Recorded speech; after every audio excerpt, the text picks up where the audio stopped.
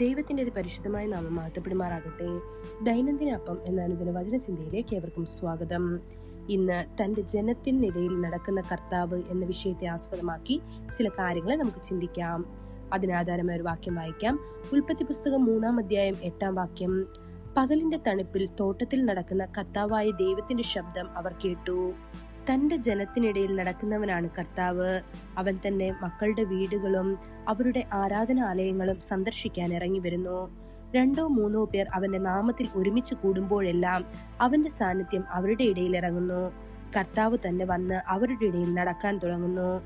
ഞാൻ എന്റെ നാമം രേഖപ്പെടുത്തുന്ന എല്ലാ സ്ഥലങ്ങളിലും നിങ്ങളുടെ അടുക്കൽ വരും, ഞാൻ നിങ്ങളെ അനുഗ്രഹിക്കുമെന്ന് കർത്താവ് വാഗ്ദാനം ചെയ്തിട്ടുണ്ട്.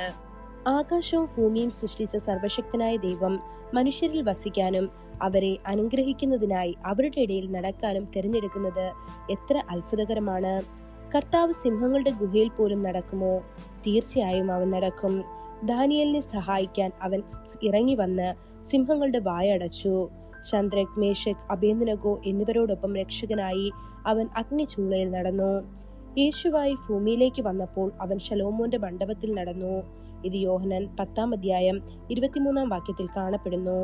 ഉയർത്തെഴുന്നേറ്റതിനു ശേഷം ഒരു മേലങ്കി ധരിച്ച് സ്വർണ്ണ കച്ച ധരിച്ച് സ്വർണ്ണ നിലവിളക്കുകളുടെ നടുവിൽ അവൻ നടക്കുന്നതായി കാണപ്പെട്ടു.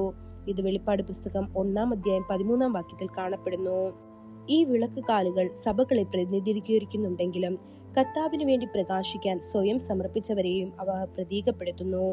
എഴുന്നേറ്റ് പ്രകാശിക്ക, നിന്റെ പ്രകാശം വന്നിരിക്കുന്നു, യഹോവയുടെ തേജസ്സും നിന്റെ മേൽ ഉദിച്ചിരിക്കുന്നു എന്ന് യെശയ്യാവ് 60-ാം അധ്യായം 1-ാം വാക്യത്തിൽ കാണപ്പെടുന്നു. വിളക്ക് കാലുകളുടെ ഇടയിൽ ആർക്കാണ് നടക്കാൻ കഴിയുക? കൂടാരത്തിൽ പുരോഹിതന്മാർക്ക് മാത്രമേ വിളക്ക് കാലുകളുടെ ഇടയിൽ ശുശ്രൂഷ ചെയ്യാൻ കഴിയൂ. യേശു മരിച്ചവരിൽ നിന്ന് ഉയർത്തെഴുന്നേറ്റ ദിവസം മുതൽ അവനെ നമ്മുടെ മഹാനായ മഹാപുരോഹിതനായി പ്രഖ്യാപിച്ചു. ഇത് എബ്രായർ 5-ാം അധ്യായം 10-ാം വാക്യത്തിൽ കാണപ്പെടുന്നു. ഉയർത്തെഴുന്നേറ്റ ക്രിസ്തു നമ്മുടെ മഹാപുരോഹിതനായി നമ്മുടെ ഇടയിൽ നടക്കുന്നു. അവന്റെ മഹത്വത്തിനായി പ്രകാശിക്കാൻ നമ്മെ ശക്തിപ്പെടുത്തുന്നു. വിളക്ക് കാലുകളുടെ ഇടയിൽ നടക്കുന്ന യേശു എന്താണ് ചെയ്യുന്നത്? ഒന്നാമതായി അവൻ നമ്മെ പ്രകാശിപ്പിക്കുന്നു. ലോകത്തിലേക്ക് വരുന്ന ഓരോ വ്യക്തിയെയും പ്രകാശിപ്പിക്കുന്ന യഥാർത്ഥ വെളിച്ചമാണവൻ. തന്റെ ജനം പ്രകാശപൂരിതരാകണമെന്നതിന് അവൻ നിരന്തരം അഭിഷേക തൈലം പകരുന്നു.